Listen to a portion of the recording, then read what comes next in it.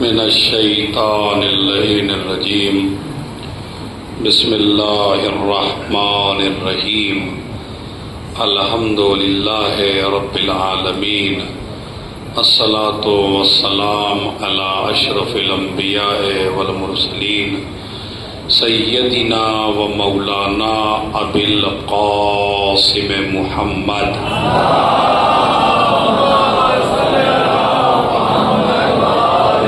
وعلی اہل بیتہ الطیبین الطاہرین المعصومین المظلومین الذین اذهب اللہ عنہم الرجس وطہرہم تطہیرا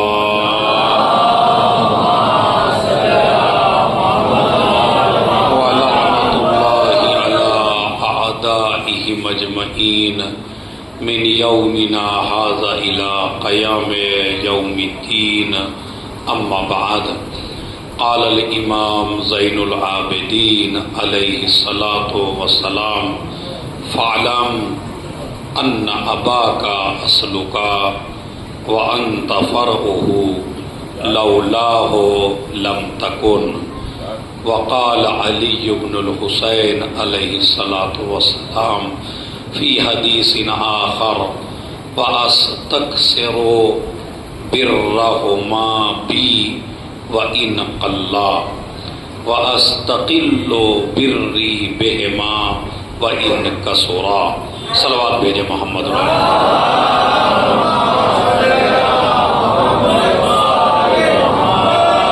سورہ ہم 3 مرتبہ سورہ قل هو اللہ کی تلاوت فرما کر سید مجتبی حسن ابن سید مرتضی حسن کی روح کو ایثار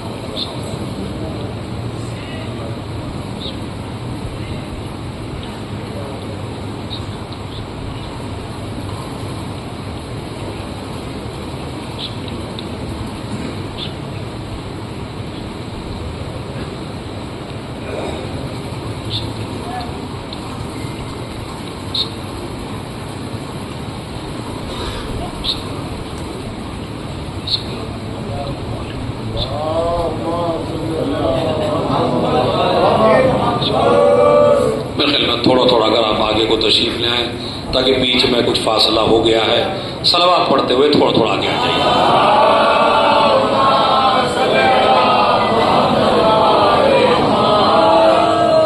بہت لمبا چوڑا بیان آپ حضرات کی خدمت میں پیش نہیں کرنا ہے چونکہ ماشاءاللہ کافی دیر سے مجلس شروع ہے اور کافی قصیدے اور پیغامات ماشاءاللہ شعروں کی شکل میں دیے جا چکے ہیں مجھے تو جو مجلس کا عنوان آنے سے پہلے یہاں مرحوم کے نواسے نے شاید دیا کہ تھوڑا سا والدین کے اوپر بولنا ہے تو تھوڑا سا کیا میں پوری تقریر ہی جتنی دیر بھی کرنی ہے اسلام میں باپ کی کیا اہمیت ہے یہ میرا موضوع گفتگو ہے بہت ہی خشک موضوع ہے لیکن نہایت ہی ضروری ہے اور بہت اس میں آپ کی توجہ کی ضرورت ہے اس لیے کہ اسلام میں اگر آج آپ اپنے باپ کو نہیں پہچان سکتے تو میدان میں اترنے والا حسن نصر اللہ سمجھ میں کیا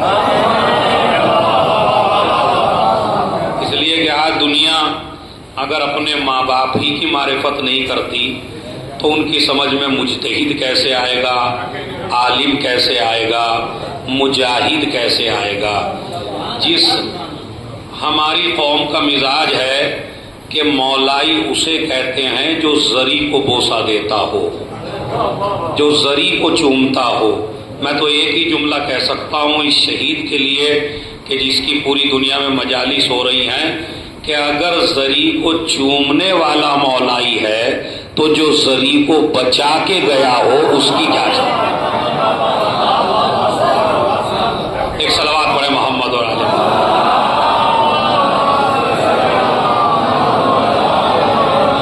پورا ایک میسج ہے پورا ایک پیغام ہے اپنی قوم کے جوانوں کے لیے اور اس پیغام کو محسوس کریں 2 گھنٹے کی بھی مجلس میں وہی ہوتا ہے اور آدھے گھنٹے کی بھی مجلس میں وہی ہوتا ہے جو میں بیان کرنے والا ہوں.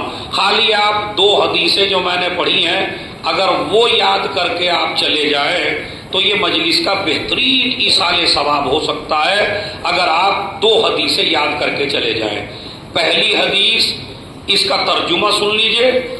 سب سے پہلی بات، آج کل کے ترقی یافتہ جوان کے ذہن میں ایک بات یہ بیٹھ گئی ہے کہ جو میں کر رہا ہوں ماں باپ کے لیے وہ بہت زیادہ ہے اور جو ماں باپ نے میرے لیے کیا تھا وہ بہت کم ہے. اس لیے کہ اسے میتھ پڑھا دیا گیا ہے اور اس کا میتھ بڑا مضبوط ہے اور میتھ پہ بڑی توجہ دی جاتی ہے ہمارے اسکول میں، ہمارے کالج میں، بلکہ الگ سے ایک ٹیچر رکھا جاتا ہے ٹیوشن کے لیے کہ اس کا میتھ مضبوط کرو.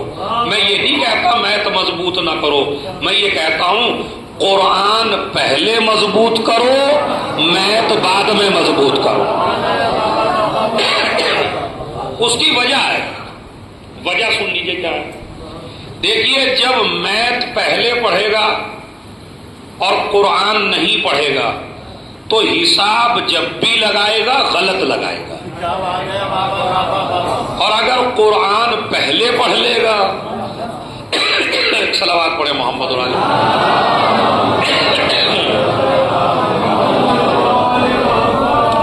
قرآن پہلے پڑھ لے گا اور میتھ بعد میں پڑھے گا تو پھر حساب جب بھی لگائے گا بالکل صحیح لگائے گا. اب ایک صلوات اور پڑھے محمد علیہ.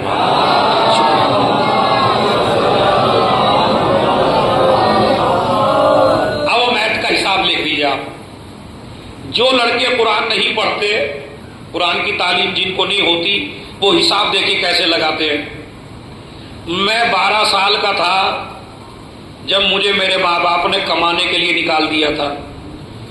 اس کے بعد میں دہلی پہنچا، میں نے بڑی محنت کی، محنت کر کے اچھی جاب تلاش کی، 1-1.5 لاکھ میری تنخواہ بنی.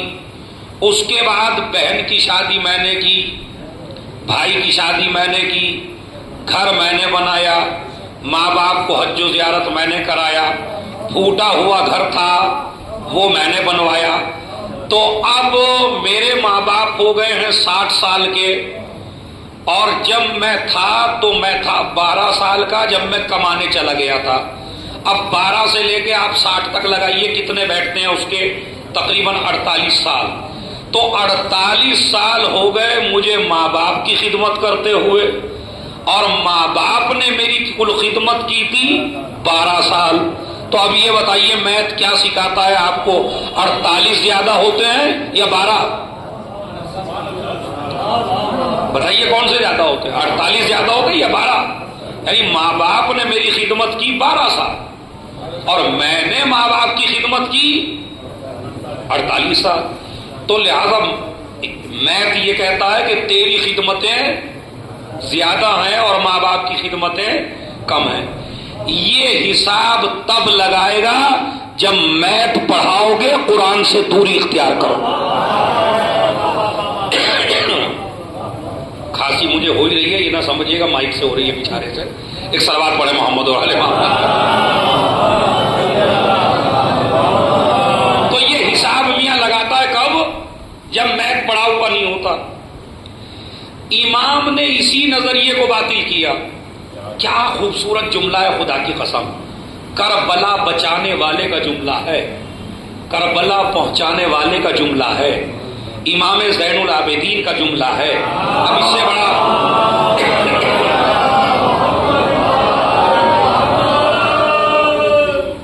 اس سے بڑا جملہ نہ کوئی ذاکر، نہ کوئی شاعر، نہ کوئی عالم.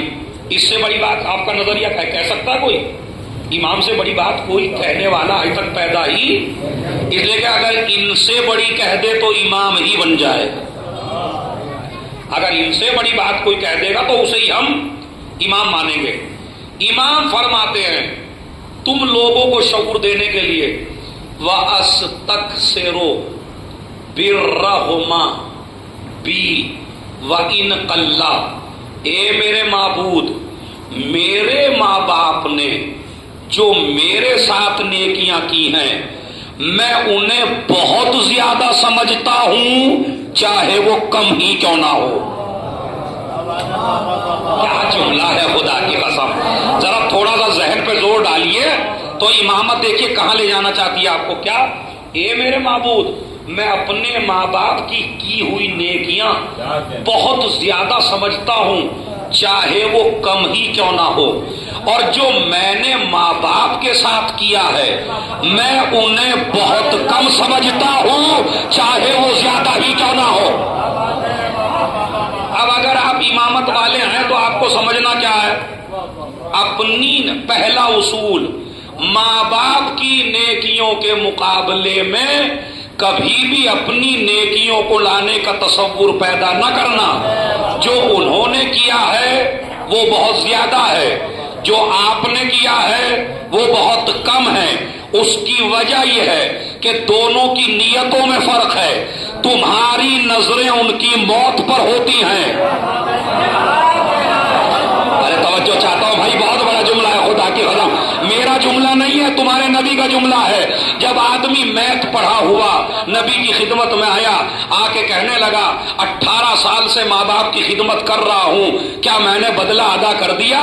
نبی نے فرمایا اگر درختوں کے حساب سے، ریت کے ذرات کے حساب سے، پانی کے قطروں کے حساب سے اگر ماں باپ کی خدمت کرتا رہے گا تو بھی ماں کی اس ایک آہ کا بدلہ نہیں دے سکتا جو وقت ولادت تیری ماں نے کی ہے. جب ایک آہ کا بدلہ نہ دے سکے تو گود میں کھلانے کا بدلہ کیا دے؟ صلوات بھیجے محمد اور آل محمد.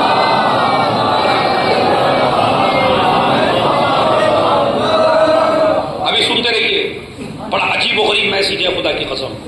تو کیا کہ بدلہ ممکن نہیں ہے. تیری نظریں ہیں موت پر، ان کی نظریں ہیں تیری زندگی پر. مثلا جب تجھے پال رہے تھے، میرا بیٹا 20 سال کا ہوگا، پھر 25 کا ہوگا، پھر شادی کروں گی، پھر بچے ہوں گے، پوتے ہوں گے. ایک دادی پوتے تک کے ارمان دل میں رکھتی ہے. یہ سارے امور وابستہ ہے زندگی سے. اب تم خدمت کر رہے ہو ماں باپ کی تو نظریں دیکھیے کیا ہیں. بیوی کو روز رات میں سمجھاتے ہیں زیادہ پریشان نہ کرو، کیا پتا اماں ابا 2 سال کے ہیں، کیا پتا اماں ابا 4 سال کے ہیں، کیا پتا اماں ابا 5 سال کے ہیں. تو خدمت کر رہا ہے موت کو سوچ کے، وہ خدمت کر رہے ہیں زندگی کو سوچ کے. جتنا فرق موت اور حیات میں ہے اتنا ہی فرق تیری اور ان کی خدمتوں میں ہے. صلوات بھیج دیں محمد اور آل محمد.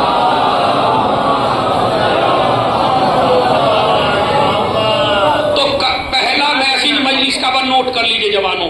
میرا بیان ہے ان جوانوں سے جو مجلس میں بیٹھے ہوئے ہیں. یہ بیان نوٹ کر لیجئے، دل پہ لکھ لیجئے. چاہے جتنا کر لینا، کبھی بھی یہ نہ سوچنا کہ میں نے کچھ کر دیا ہے. جب تک یہ سوچتے رہو گے میں نے کچھ نہیں کیا تب تک جنت کے قریب ہوتے رہو گے. لیکن جس دن یہ سوچ لیا میں نے بہت کچھ کر دیا تو یہ بہت کچھ، یہ جو انا ہے یہ ایک مگرمچھ ہے. یہ سارے اعمال کو برباد کر دیتی ہے، یہ سارے اعمال کو کھا جاتی ہے.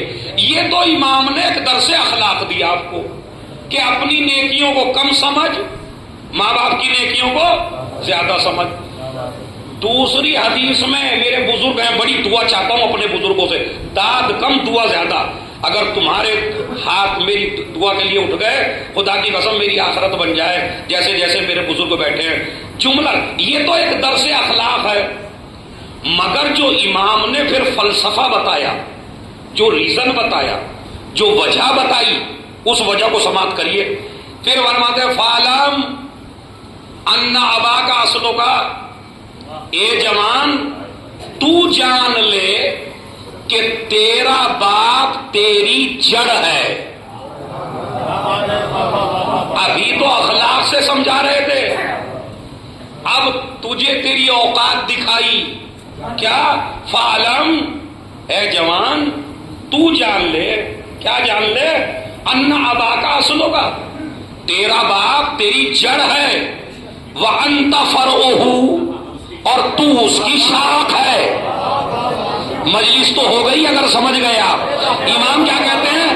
تیرا باپ تیری جڑ ہے اور تو اس کی شاخ ہے. اور اب جملہ سنیے، لو لا ہو لم تکن.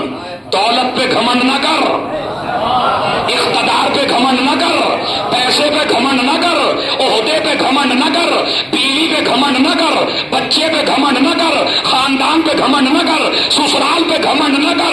لو لا ہو لم تکن، اگر وہ جڑ نہ ہوتی.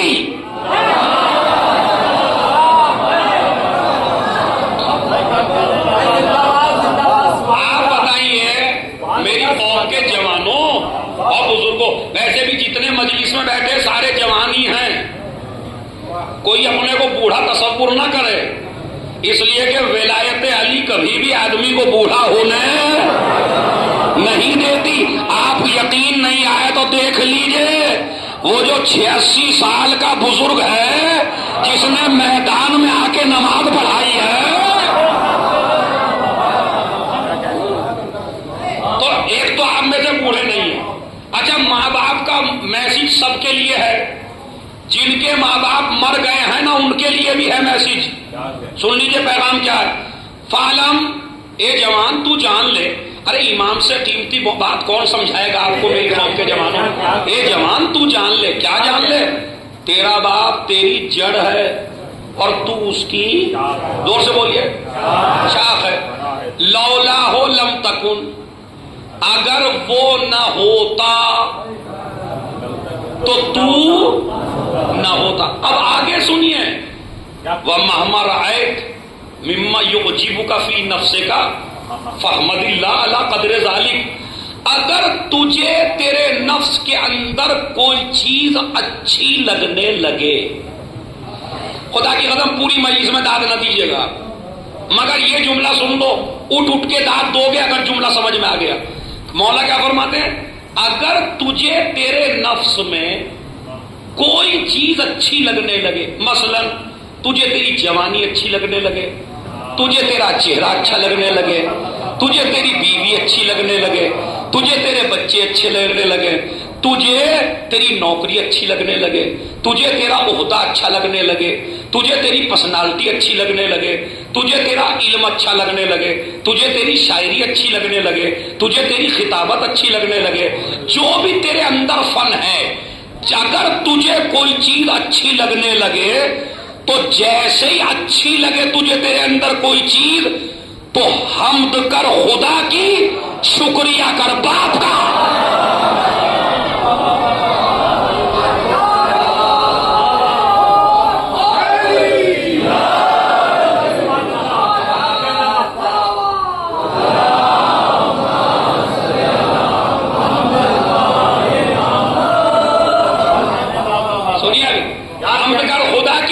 شکریہ کر باپ کا.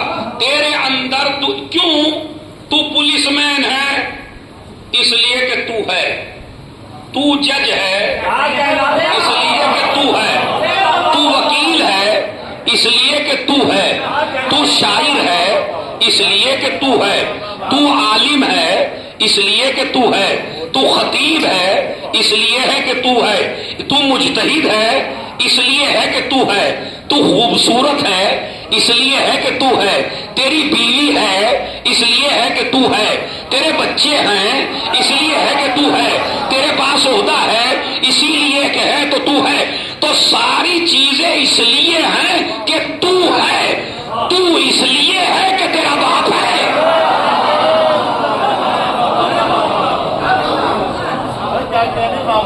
یعنی ساری چیزیں اس لیے ہیں کہ تو ہے اور تو اس لیے ہے. میں ایک مثال دیتا ہوں، ایگزامپل. سب سے زیادہ ماں باپ سے الگ کرنے والی چیز کا نام ہے بیگم. لیکن آج کل بیگم سے بھی بڑی چیز آ گئی ہے. یعنی خاندان سے ہٹایا تھا بیگم نے، بیگم سے ہٹایا موبائل نے. ہٹا دیا نہیں ہٹا دیا؟ ایک ہی بیڈ پہ پڑے ہوئے وہ ادھر موبائل دیکھ رہی ہے اور یہ ادھر موبائل دیکھ رہے ہیں. تو اسے سب سے زیادہ جلن عورت کو کسی اور سے ہو نہ ہو موبائل سے ہونی چاہیے، لیکن اس نے اس کی بھی جگہ چھین لی ہے. تو بیگم جو ہے بڑا فخر ہے، بیگم کی خوبصورتی پہ شوق ہونا چاہیے بھائی. اس کی بیگم خوبصورت ہو اسے فخر ہونا چاہیے. تو اپنی بیگم کی خوبصورتی پہ فخر کرنے والے جوان ذرا ایک لمحہ غور تو کر کہ یہ بھی تجھے ملی ہے تو تیری پرسنالٹی سے نہیں ملی. نہیں ابھی سمجھے نہیں کچھ جوان، دیکھیں کیسے نہیں ملے. ابھی جوان لڑکے کا نکاح ہوا، میں بتاؤں باپ کی کہاں کہاں میں کیا لکھا ہے نا، سید مجتبی حسن، آگے کیا ہے ابن سید مرتضی حسن. یہ ساری عزت جو مجتبی حسن کے اندر ہے نا، یہ اس مرتضی حسن سے آئی ہے.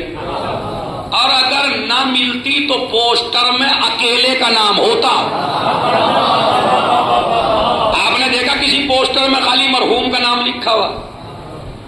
کوئی ایسا پوسٹر چھپا کیا یہاں کہ جس میں مرحوم کا نام ہو ان کے ابا کا نام نہ ہو؟ کوئی چھپتا ہے ایسا؟ خدا نہ کرے کوئی چھپے، خدا نہ کرے کوئی ایسا پوسٹر چھپے. اللہ کا شکر ہے ایسا پوسٹر ہمارے یہاں کبھی چھپنے والا نہیں ہے. ایسا پوسٹر چھپے گا تو ولایت کے دشمنوں کا تو چھپے گا. تو ایسا یہ ساری عزت اسی میں ہے. اب دیکھیے چاہے مرتضی حسن مر بھی گئے ہوں، چاہے 100 سال پہلے مر گئے ہوں، چاہے 200 سال پہلے مر گئے ہوں، نام لگے گا یا نہیں لگے گا؟ لگتا ہے. اچھا کہاں کہاں لگتا ہے وہ سن لیجئے. ایک لڑکے کا ابا مر گیا تھا کافی عرصہ پہلے، جب پیدا ہوتے ہی مر گیا تھا. مثلا ادھر بچہ پیدا ہوا، ادھر ابا مر گئے. 13-14 سال کی عمر میں گئے ان کو داخلہ کرانے کے لیے، پرنسپل کے یہاں پہنچے. لڑکے کا نام کا فلاں صاحب، کا لڑکے کے باپ کا، کہا اتنے بڑے لڑکے سے بھی باپ کا نام پوچھو گی؟ کہا بھائی ہاں اس میں تو کہا اس کے 70 بیگھے زمین ہے، اس بچے کو کافی وراثت میں مال ملا ہے، اور یہ بڑا ہونہار بچہ ہے، اور یہ بڑا رئیس بچہ ہے، یہ بڑا غنی بچہ ہے، اس بچے سے بڑا دولت مند کوئی نہیں ہے، اس کا داخلہ کرو. پرنسپل صاحبہ کہنے لگی نہیں داخلہ تو کر لوں گی میں، لیکن باپ کا نام بتائیے. بتائیے یہ آپ کا تجربہ ہے یا نہیں ہے؟ اسکول میں کس کا نام لکھواتے ہو جا کے؟ اور یہ نام اچھا اگر کسی کی باپ سے بنتی نہ ہو بالکل، بیگم کی مثلا شوہر سے نہیں بنتی، تو ضد میں نام لکھوا دیا مثلا نانے کا کہ ان کے ابا کا مثلا یہ ہے، مطلب لکھا گیا یا نہیں لکھا گیا؟ چاہے آپ نے دھوکہ دیا وہاں، لیکن نام کے بغیر داخلہ تو نہیں ہوا نا. یا پرنسپل فخر کرے کہ آج میرے اسکول میں ایسا بچہ آیا جس کے باپ کا نہیں پتا، نہیں داخل. چلیے یہاں تو آپ کو نہ عزت کا پتا نہ ذلت کا پتا. اب آپ کی شادی ہوئی، 50,000 کا سوٹ پہن کے بیٹھے سفید، 2 عالم دین بیٹھے برابر میں، کہنے لگے دولہا کا نام کا فلاں، کا دولہا کے باپ کا. کہا جی ان کے باپ نہیں ہے. کہا مر گئے؟ کہا نہیں مرے بھی نہیں ہے، بس شروع ہی سے نہیں ہے، شروع ہی سے نہیں ہے. کہنے لگے بھائی میں نکاح کیسے پڑھوں یار، کچھ تو بتاؤ، باپ کا نام تو بتاؤ اس کے. کہا نہیں جی ان کے باپ ہے ہی نہیں، یہ تو شروع ہی سے بے باپ کے ہیں. مجھے انصاف سے بتائیے. ابھی باتیں ہو ہی رہی تھی کہ سسر صاحب آ گئے اور انہوں نے کہا کیا ہو رہا ہے میرے داماد سے باتیں؟ کہا جی کچھ بھی نہیں ہو رہی، تمہارا داماد نرالا ہے. اس داماد کے باپ کا نہیں پتا. کہا مر گیا ہوگا. کہا نہیں مرا بھی نہیں ہے، شروع ہی سے باپ نہیں ہے. ایمانداری سے بتائیے کیا بیٹی دے گا اپنی؟ حرامی سے کوئی اپنی بیٹی بیاہتا نہیں ہے. اب جو ہاتھ نہیں اٹھے وہ اب اٹھ جائیں گے. جملہ سن لیجئے. اس کا مطلب ہے جس بیوی کی وجہ سے باپ کو چھوڑا تھا وہ بھی تیری پرسنالٹی سے نہیں ملی ہے، تیرے باپ کے نام سے ملی. صلوات بھیجے محمد اور آل محمد.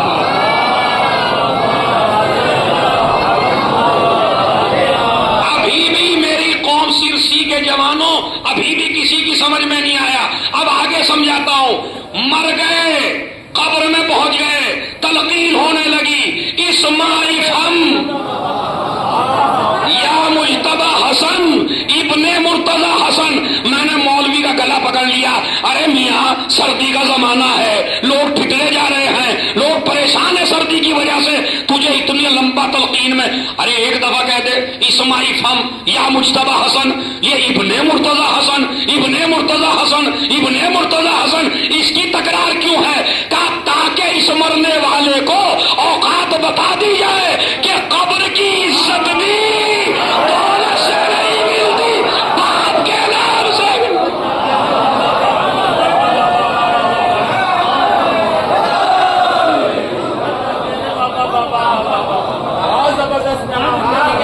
ارے اس سے بڑا جملہ کہہ رہا ہوں, مگر جملہ اس کے لیے ہے جس کی نظروں میں تاریخ ہے, اور جو تاریخ نہیں جانتا اس کی سمجھ میں آئے گا بھی نہیں. تلقین ہوتی ہی اس کی ہے جس کے باپ کو پتا.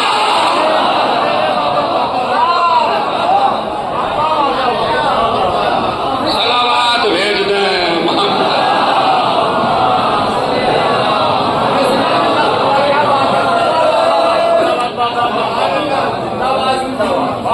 تلقین ہوتی ہی اس کی ہے.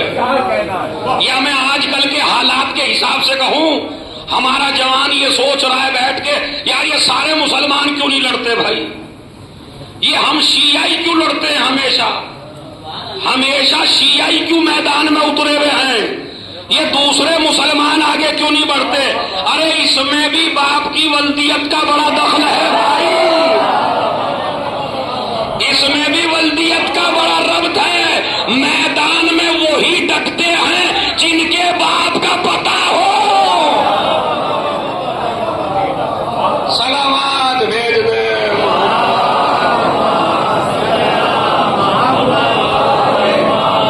اسے نظم کریے آپ, بڑا اچھا قصیدہ آپ نے پڑھا. واقعا داد پہ توجہ نہیں دینی چاہیے, چونکہ آج کل داد جو ہے علمی باتوں پہ ملتی بھی نہیں. جتنا چھچورا شعر پڑھو گے اتنی داد ملے. ابھی دیکھ جاؤ گا حالات ہیں میاں سب جگہ کے, مگر جتنا ایسا بھونڈا پن جس میں جتنا زیادہ ہوگا اور جس میں جتنا ادب ہوگا اس پہ داد نہیں ملے گی, اس لیے کہ جب سمجھ میں ہی نہیں آیا وہ.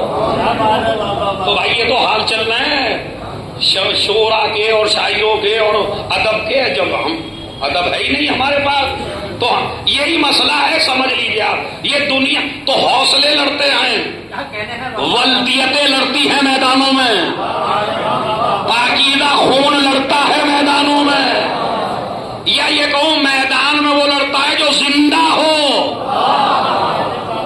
آپ نے بڑا ہلکے میں لیا اس جملے کو. فلسطین کے ایک جوان نے کہا تھا اگر میں مر جاؤں تو میری نماز جنازہ کوئی مفتی نہ پڑھائے, اس لیے کہ نماز جنازہ پڑھانے والے کی شرط ہے کہ وہ زندہ ہو.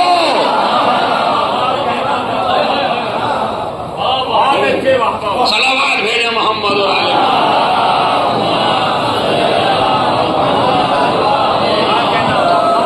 تو سمجھے آپ, اس کا مطلب ہے. تو میں نے آپ کو سمجھانے کی کیا کوشش کی ہے. فعلم, اے جوان تو جان لے, انا ابا کا اصلوں کا, تیرا باپ تیری اصل ہے اور تو اس کی زور سے بولیے. اگر وہ نہ ہوتا تو تو بھی نہ ہوتا. تو اس کا مطلب ہے ساری چیزیں مجھے ملی باپ کی وجہ سے. اچھا, میرے استاد محترم حجت الاسلام والمسلمین جناب نعیم عباس صاحب قبلہ, ان سے تو یہ بستی واقف ہے, ان کا جملہ سن لیجیے. اللہ انہیں زندہ رکھے, مگر جملہ ایک ہی ہے. جب میں طالب علم تھا تو اب بھی طالب علم ہی ہوں, نہ سمجھے کچھ بڑا ہو گیا ہوں, اب بھی طالب علم ہوں, مگر جب میں پڑھتا تھا وہاں تو ایک جملہ تھا ان کا. جملہ ایک ہی ہے مگر پوری تاریخ ہے.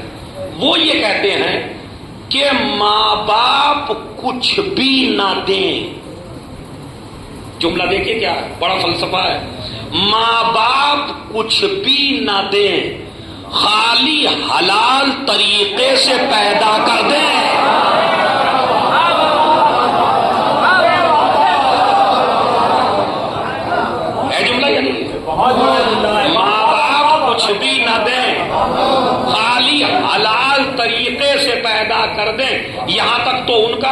اب میری ریسرچ سن لیجئے، چونکہ میں بھی طالب علم ہوں، اس لیے کہ اگر ماں باپ حلال طریقے سے پیدا نہ کریں تو کہاں کہاں رسوائی ہوگی۔ نہ آپ شاعری کے لائق ہیں، نہ آپ ذاکری کے لائق ہیں، نہ آپ خطابت کے لائق ہیں۔ یہ جتنے بھی میں اور یہ بیٹھے ہوئے ہیں 4-5 اور وہ مولانا میسم گئے ہیں، چاہے جتنی بڑی پگڑی ہم لگا لیں، چاہے جتنا بڑا امامہ پہن لیں، چاہے جتنی بڑی عبائے قبائے پہن لیں، چاہے جتنی اونچی ٹوپی پہن لیں، کبھی بھی گھمنڈ نہیں کرنا چاہیے ہم علماء کو بھی کہ ہم اپنے علم کی وجہ سے مصلی کے لائق بنے۔ میں نے جملہ کہہ دیا، جس کی سمجھ میں آیا۔ علم کی وجہ سے مصلی کے لائق نہیں بنتا۔ پتہ نہیں عوام میں کتنا بڑا بڑا عالم بیٹھا ہے۔ اب پہلی شرط لکھو جو ہر توضیح المسائل میں لکھی ہوئی ہے، پیش نماز کی پہلی شرط ہے کہ حلال زادہ ہو۔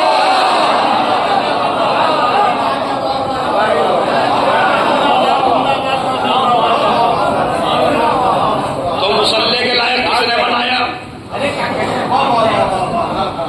علم نے یا ابا نے؟ یہ شرط خالی پیش نماز کی نہیں ہے، مجتہد جس کی تقلید کریں اس میں بھی یہی لکھا ہوا ہے کہ مجتہد ایسا ہو کہ جو حلال زیادہ ہو۔ مجتہد ہوتا ہے نائب۔ اب میں نے تو جملہ کہہ دیا اور بڑا مناظرے کا جملہ کہہ دیا آپ کی خدمت میں، اور اس سے بڑا تبرہ کوئی کر بھی نہیں سکتا۔ جب ہم 2 رکعت کا امام، 2 رکعت نماز پڑھانے والا، جب ہم اس کی شرط بھی حلالی قرار دیتے ہیں، اور اس سے بڑا جملہ کیا کہوں میں؟ ارے جب ہم نائب امام بھی حرامی نہیں مانتے تو اصلی امام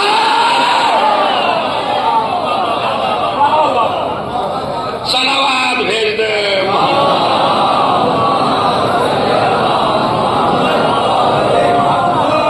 تو اس کا مطلب ہے جو کچھ بھی ہے،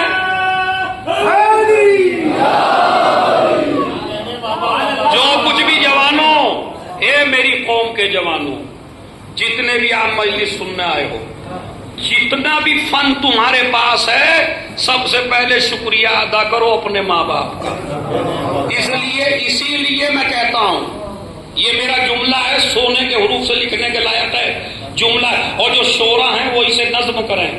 جو اگر کسی کی ماں باپ سے گھر میں نہیں بنتی تو نہ اس سے تجارت کرنا، نہ اس سے دوستی کرنا، نہ اس سے اپنی بیٹی کی شادی کرنا، نہ اس سے رشتے جوڑنا، اس لیے کہ جو ان کا نہ ہو سکا جنہوں نے پیدا کیا۔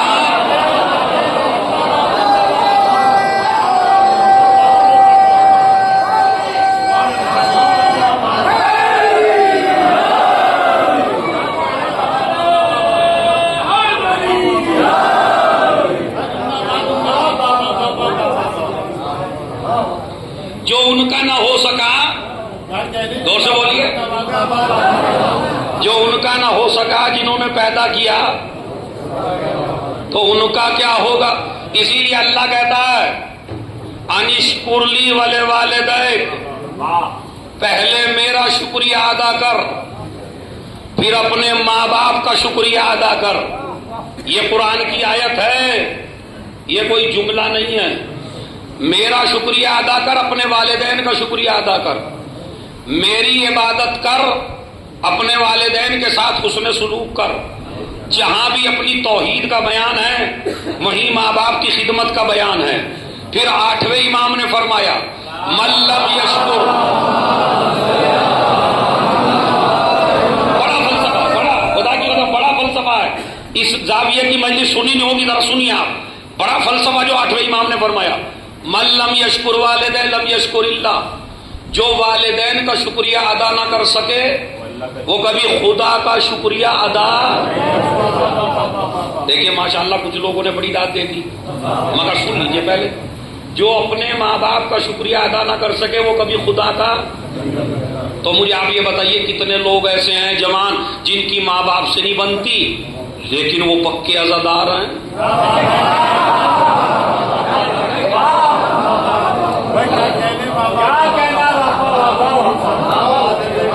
اس سے زیادہ تو تمہاری داد کے چکر میں کھل کے بولوں گا بھی نہیں، کیونکہ ایک جگہ پھنس چکا ہوں میں۔ اب جو بات میں نے کہی تھی وہ انجمن کے صدر پہ فٹ ہو گئی۔ ایک تو میں ایک جملہ کہتا ہوں اپنی قوم کے جوانوں، اگر کسی کے اوپر مجلس میں کوئی جملہ فٹ ہو جائے تو وہ برا نہ مانے، جا کے حسین کا شکریہ ادا کرے۔ میں صحیح کہہ رہا ہوں خدا کی قسم، یہ مجلسیں ہوتی ہی فٹ ہونے کے لیے، مگر ہم نے انہیں مجلسوں کو خراب کر دیا بالکل۔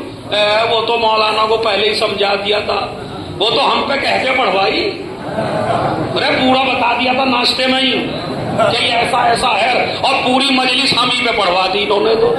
اور بتائیے بھائی کوئی بات ہے ایسا بھی ہوگا؟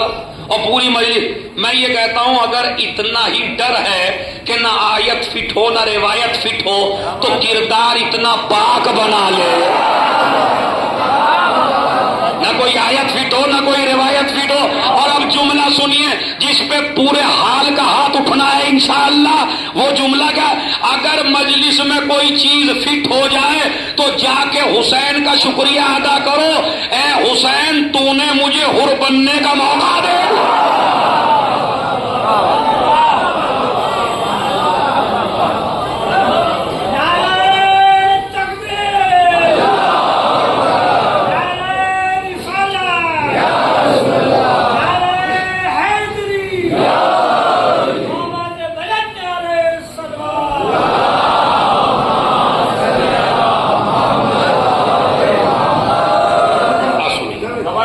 تو جناب کیا ہے، تو امام رضا کیا فرماتے ہیں کہ جو ماں باپ کا شکریہ ادا نہیں کر سکتا وہ کبھی خدا کا شکریہ۔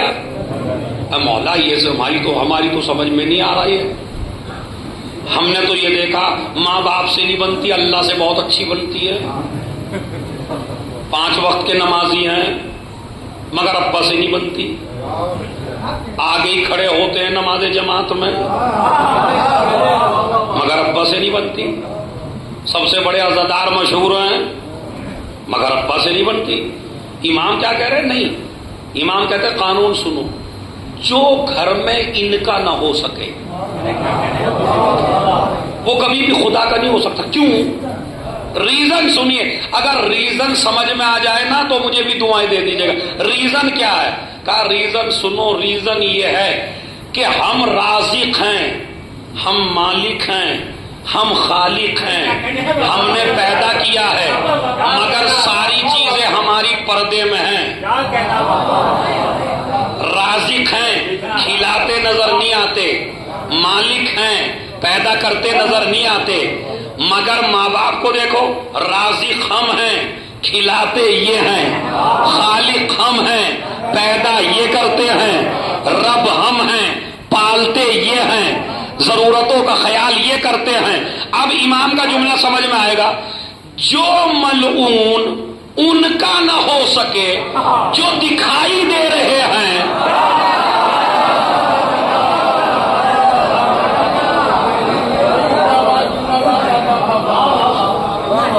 تو اس کا کیا ہوگا؟ جو نہ کبھی دکھائی دیا اور نہ کبھی دکھائی دے۔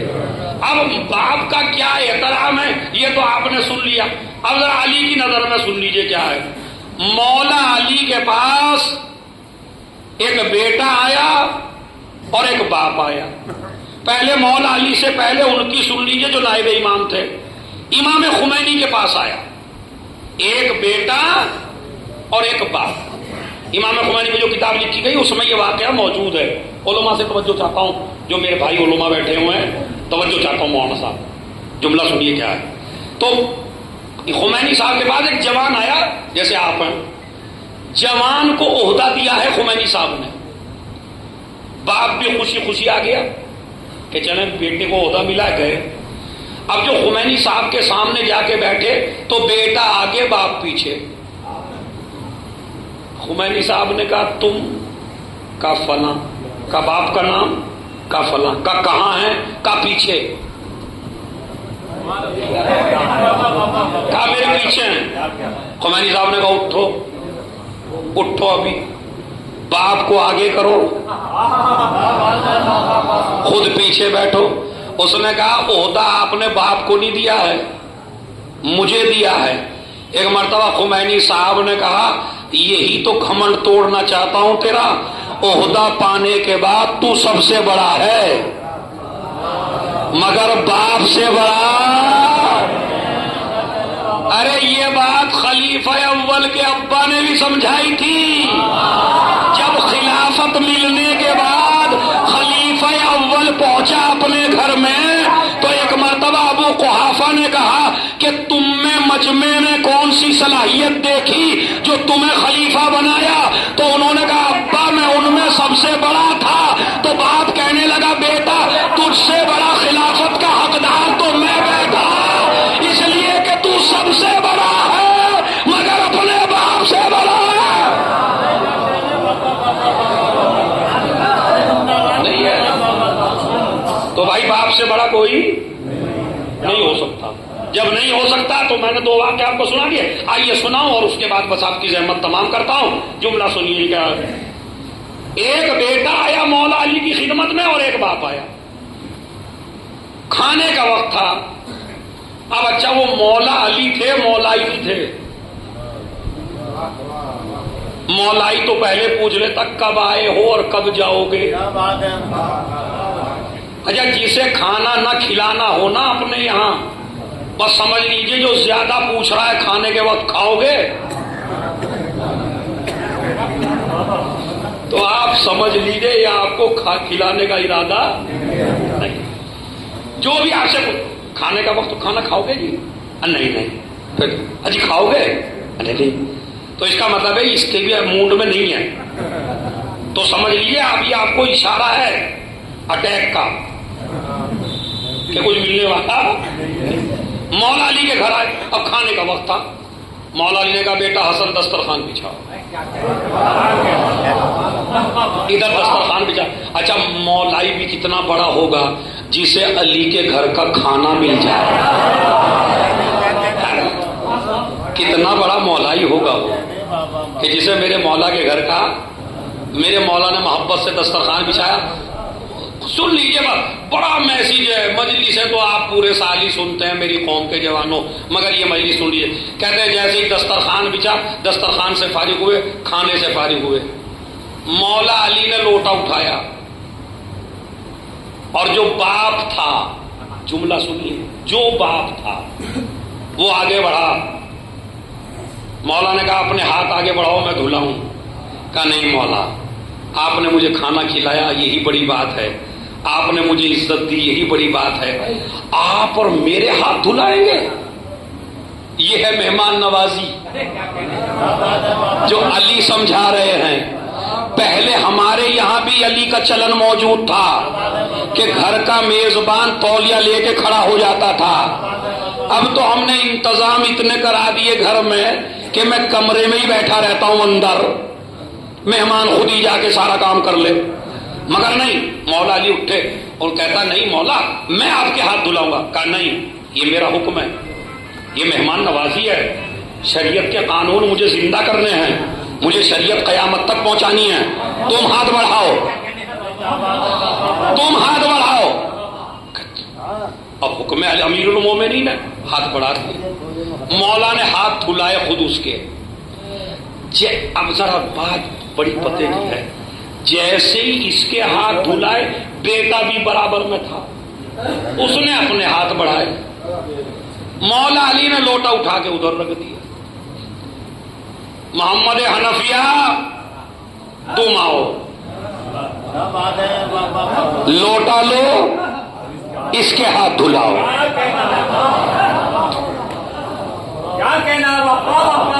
یہ ہے شریعت. علی بتائیں گے شریعت کیا ہے. علی بتائیں گے دین کیا ہے. علی بتائیں گے مذہب کیا ہے. جملہ سنیے مسائل شروع ہو رہا ہے. اس کے بعد ماشاءاللہ مجمع بھی فل آ گیا ہے اور مجھے پیغام بھی جو دینا ہے مین پیغام سن لیجئے. فوراً میرے مولا نے کہا لوٹا رکھ دیا. اب یہ بتائیے اس کے مائنڈ میں آنی چاہیے بات یا نہیں؟ بس اگر آپ کے ساتھ ہی ہو جائیے اور میں اپنے باپ کے ساتھ جاؤں، یار میرے میں کیا عیب دیکھا انہوں نے، سب سے پہلے یہی بات آئے گی نا دماغ میں، یار میرے اندر کیا دیکھا ایسا؟ اچھا ہم بھی دے دیں گے مشورہ، یار اس میں کون سی اتنی بڑی بات تھی، ارے باپ کے دھلا رہے تھے لوٹا ہاتھ میں تھا وہیں سے وہیں ڈلوا دیتے۔ ہمارے یہاں بھی تو مشورہ دینے والے ایسے ہوتے ہیں کہ ڈلوا دیتے، مگر وہ بیٹا تھا بڑا ذہین، اس نے کہا دل میں خیال آیا، مولا سے نہیں کہا، دل میں خیال آیا، اگر امام ماننا ہے تو ایسے کو مانو کہ جس سے زبان سے کہنے کی ضرورت نہ پڑے۔ ادھر دل کے خیال کو علی نے پڑھا، پڑھ کے کہنے لگے بیٹے تیرے دماغ میں یہ بات ہے نا کہ میرے باپ کے ہاتھ تو علی نے دھلائے، اور جب میرے ہاتھ دھلانے کی بات آئی تو فوراً اپنے بیٹے محمد حنفیہ کو بلایا اور محمد حنفیہ سے کہا اس کے بیٹے کے ہاتھ دھلاؤ، تو مولا آپ ہی نے کیوں نہ دھلوا دیے؟ جملہ سنیے، بس بڑی بڑی مجلسیں سنی ہوں گی آپ نے، اسلام دیکھیے کیا بتاتا ہے آپ کو، پھر سمجھیے کہ ماں باپ کی اہمیت کیا ہے، اسلام کیا کہتا ہے۔ کہا مولا ذہن میں بات آ رہی ہے میرے، آپ نے میرے نہیں دھلائے باپ کے دھلائے، ارے جب تھے وہیں آپ میرے دھلا دیتے۔ کہا نہیں، میں اسلام کے قانون کا خیال رکھا ہے میں نے، باپ کے ہاتھ باپ نے دھلائے،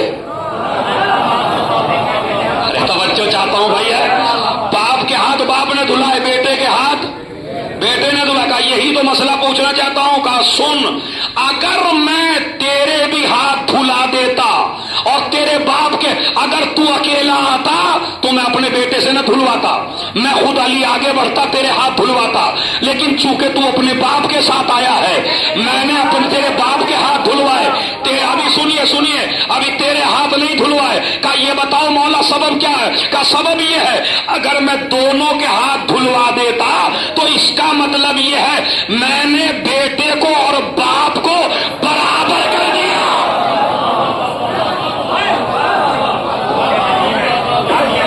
اب جو باہر کے نہیں بولے ہیں وہ آگے بولیں گے، کیا میں نے باپ کو اور بیٹے کو برابر کر دیا، اور علی کبھی انہیں برابر نہیں کر سکتا جنہیں خدا نے برابر۔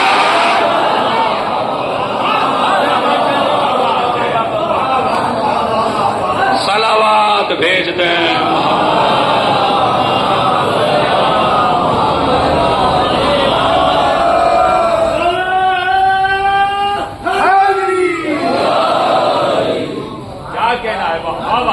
بس آخری حدیث کے بعد مسائل، وہ حدیث سن لیں، النظر الی الوالدین برأفت ورحمت عبادت۔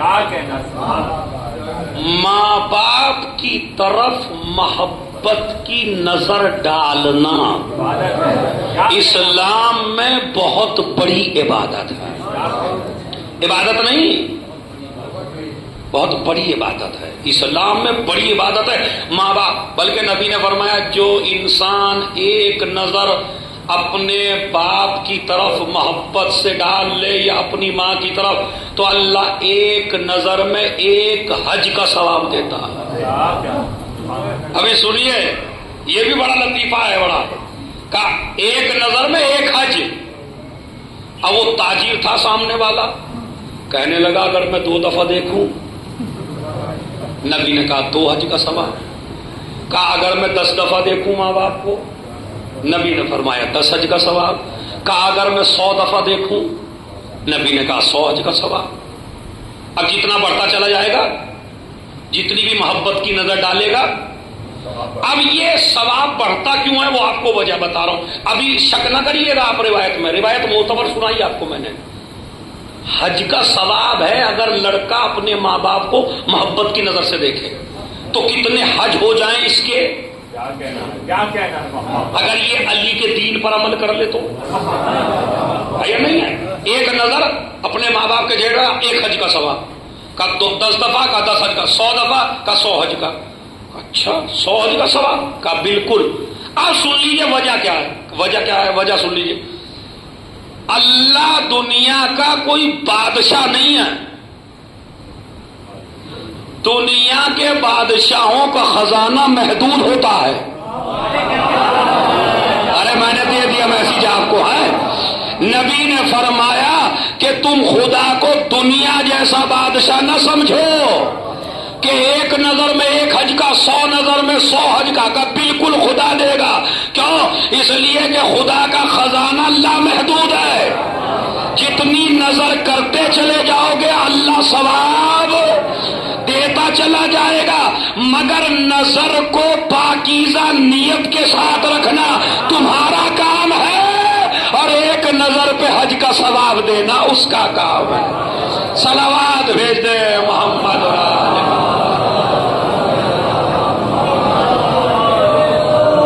بس عزیزو، چونکہ کافی دیر ہو گئی آپ کو بیٹھے بیٹھے. بڑا اچھا مرثیہ پڑھا، بہت اچھا مرثیہ ماشاءاللہ انہوں نے پڑھا، اور جہاں پہ انہوں نے مرثیہ ختم کیا وہیں سے میں آپ کو پڑھنا. انہوں نے مرثیہ یہاں پہ ختم کیا کہ زہرا کا لال زمین کربلا پہ آیا. اب زمین کربلا پہ آئے، استغاثہ بہت سے تھوڑا سا پہلے استغاثہ بلند کیا، حل من ناصر ینصرنا، ہے کوئی جو میری مدد کر سکے. فرات پر ایک شخص اپنے گھوڑے کو پانی پلا رہا تھا. جیسے ہی حسین کی آواز گھوڑے کے کان میں آئی، اس راہوار نے پانی پینا چھوڑ دیا. اب کربلا سے دور، فرات کے کنارے، کربلا سے کافی دوری پر یہ شخص گھوڑے کو پانی پلا رہا ہے. گھوڑا نکل آیا، دوبارہ اس نے داخل کیا پانی میں. پھر حسین کی آواز آئی، حل من ناصر ینصرنا. پھر اس کے گھوڑے نے پانی پینا چھوڑ دیا. 3 دفعہ ایسا ہی کیا.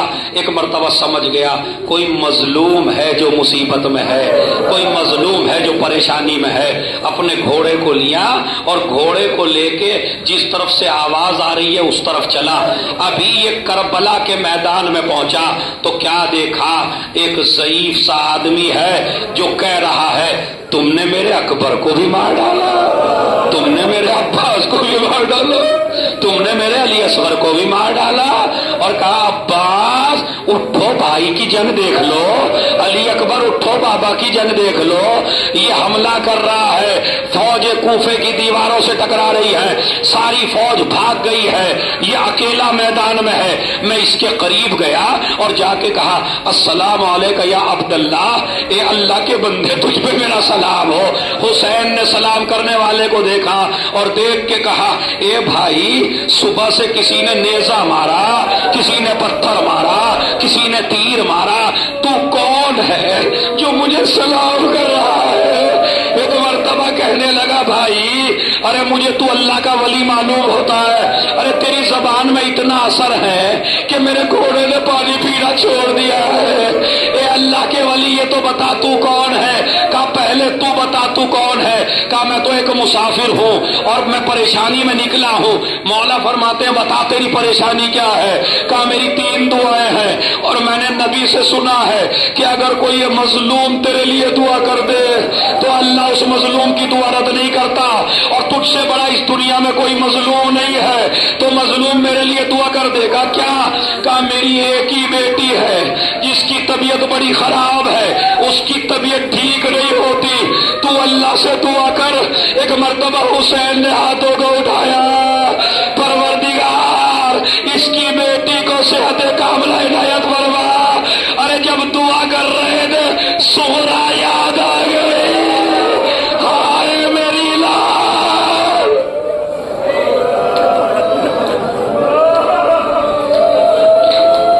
ہائے میری بچی. اس کے بعد کہا دعا کر دی. کہا دوسری دعا یہ ہے کہ میں نکلا ہوں علی کی قبر کی زیارت کے لیے، اور علی کی قبر کسی کو معلوم نہیں ہے. اے مظلوم تو دعا کر دے تاکہ مجھے علی کی قبر کی زیارت نصیب ہو. میرے مولا نے ہاتھ اٹھا کے کہا جب میں نے دعا کی علی کی قبر کا کسی کو نہیں پتا، لیکن میں نے تجھے دعا دی تجھے علی کی قبر کی زیارت نصیب فرما. مگر ایک جملہ کا بھائی، جب علی کی قبر تجھے مل جائے تو جا کے کہہ دینا کربلا کے مظلوم تمہیں سلام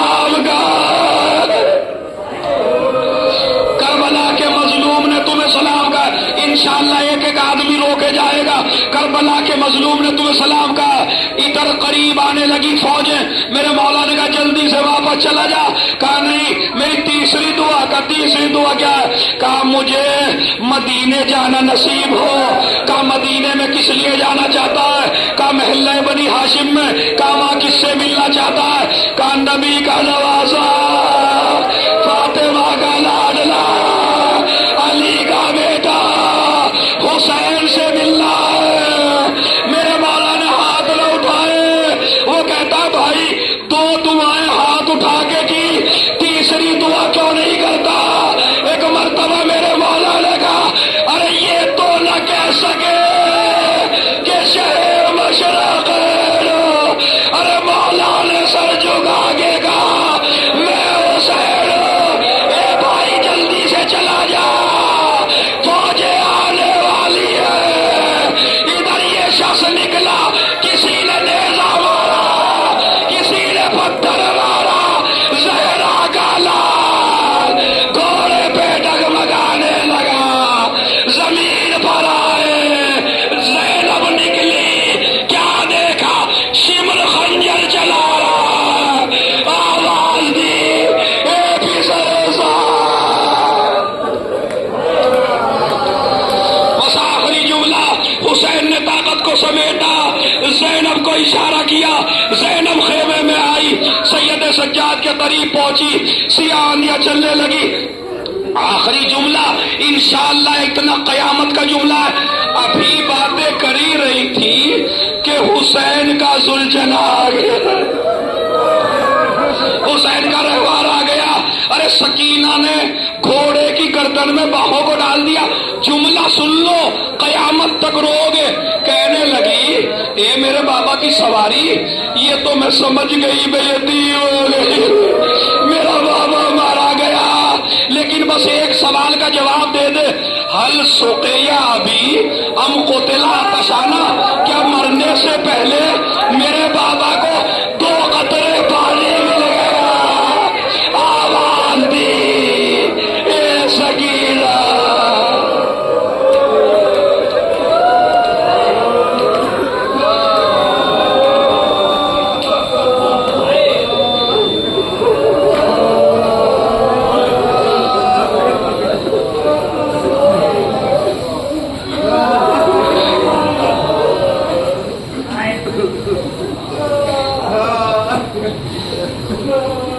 ایک مرتبہ سورہ حامد, 3 مرتبہ سورہ قل واللہ کی تلاوت فرما کر سید مجتبیٰ حسن ابن سید مرتضی حسن کی روح کو اصالہ.